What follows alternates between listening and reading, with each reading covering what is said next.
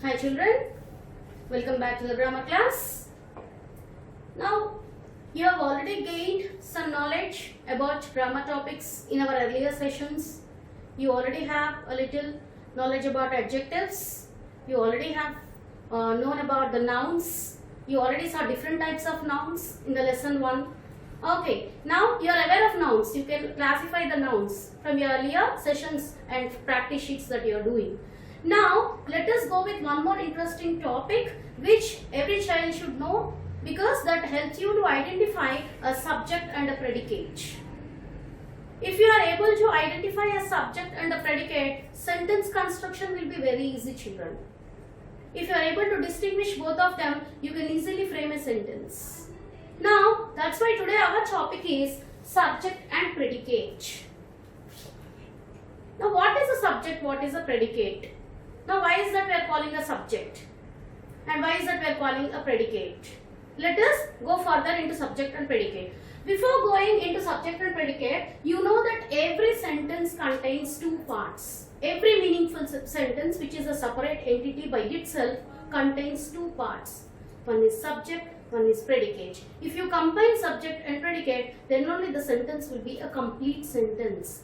You cannot leave a sentence either with only subject, or you cannot write a sentence only with predicate. These two put together will form a complete sentence.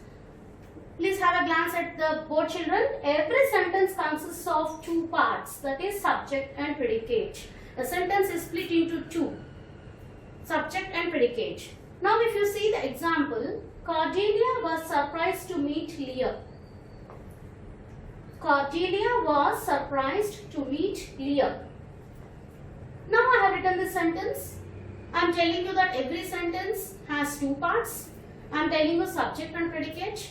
Now let us see how the sentence is split into subject and predicate. What is subject and what is predicate also through this example. Now if you see the subject, Cordelia is a subject. And the remaining part of the sentence, other than the name, other than the noun or pronoun, is the predicate. Was surprised to meet the Leah. This second part is called predicate. So the total sentence is split into two, that is subject and predicate. What does the subject speaks about? The noun. And what is a noun? Any name or any pronoun. Now what does the subject talks about? It tells us about a person or a thing doing the action. The subject talks about a person or a thing which is doing the action. Now here in this example, if you see, children, please have a glance at this. What is the action done by Cordelia? She was surprised to meet her father Leah. So now according to the description given here, subject tells us about the person or the thing doing the action. So subject talks about Cordelia, who is doing the action. This person is doing some action. This girl is doing some action. So subject talks about that. So this part is considered as a subject. Now I am drawing a line, children. Now the subject part is over. Now the remaining part, predicate. Just see here, children. It talks about the subject. Now, subject is doing some action and predicate is talking about the subject. What is she doing? Was surprised to meet Leah. So, now the sentence is complete. Cordelia was surprised to meet Leah. Now, if you carefully see this sentence, children, you can identify two things. What is it? First thing is, subject will be always a noun or a pronoun. A name of a people or a person or a thing or animal. And usually, and the second point is, usually it is at the beginning of the sentence. Usually it is at the beginning of the sentence. And the predicate is talking about the subject, and you always have a verb in the predicate. Okay, and the predicate, the verb will be followed after the subject. Okay, once again, I will repeat it for you. The subject is, the first part of the sentence, the subject is nothing but what the person or the thing is doing, what action they are doing. And the predicate part is nothing but it is talking about the subject. Now, generally the subjects are nouns or pronoun. It can be Cordelia or she.